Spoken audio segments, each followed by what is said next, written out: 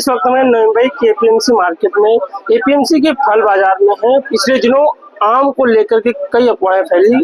कुछ लोग बोल रहे हैं कि जो कर्नाटक से आम आता है वो हापुस नहीं है और उसे हापुस के नाम पर बेचा जा रहा है, लेकिन वहीं कुछ व्यापारियों का कहना है कि वो हापुस ही है और उसे हापुस के नाम से ही बेचा जाएगा, वो कोई और आम नहीं है, कर्नाटक में पैदा हो रहा है। इसका मतलब ये नहीं है कि वो हापुस नहीं है, बल्कि जो नर्सरी थी तो यहाँ देवगढ़ से यहीं से उसके पौधे ले जाकर के कर्नाटक में लगाए गए थे और वहीं से आम पैदा हुआ है।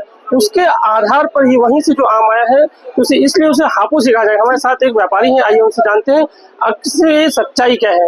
सर, ये जो कर्नाटक और देवगढ़ के आम के बीच में डिफरेंस बताया जा रहा है, एक्चुअली सच्चाई क्या है?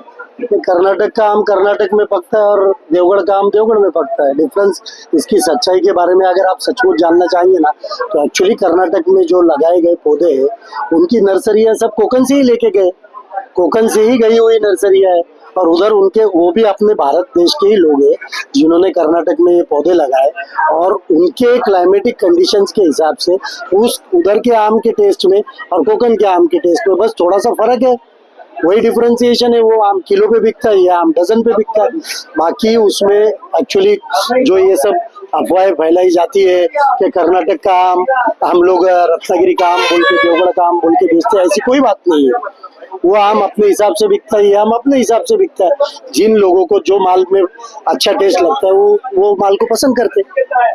डिफरेंस क्या है दोनों आमों में? डिफरेंस क्या है, टेस्ट में या फिर? डिफरेंस सबसे मेन डिफरेंस यही है कि ये जो रत्नागिरी और कोकन का जो आम है अंदर से कटिंग में केसरी कलर का होता है और जो कर्नाटक का आम है वो कटिंग में पीले कलर का होता है।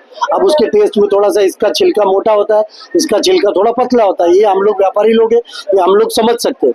आप लोग भी जो भी खरीदार है, जो भी खाने वाले लोग हैं, उन्होंने अपने जिन जिन जिन लोगों से वो लेते हैं आम, वो विश्वासी लोग जिनका उनके ऊपर विश्वास है वहां से वो खरीद ले। फिलहाल मार्केट में किस आम की सबसे ज्यादा आवक है, देवगढ़ के या फिर कर्नाटक से? नहीं, देवगढ़ और रत्नागिरी के आम सबसे पीक में है इस वक्त में।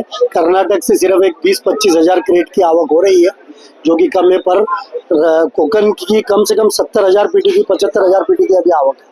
रेट क्या है फिलहाल मार्केट में आम के? आम के रेट 1500 रुपए से लेके एक 3,000-3,500 रुपए तक पीटी का रेट है। आने वाले टाइम में कुछ कम या बढ़ने की कोई उम्मीद है? नहीं, अभी बढ़ेंगे। अभी सीजन एकदम पीक पीरियड पर है और अभी के जो रेट है ये सबसे नीचांकी रेट है।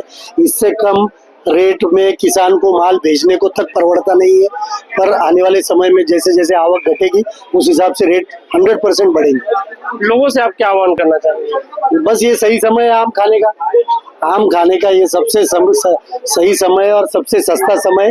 अभी मौके का फायदा उठा के लोगों को जिनको आम का टेस्ट चखना है उन्होंने अभी आम खा लेना चाहिए।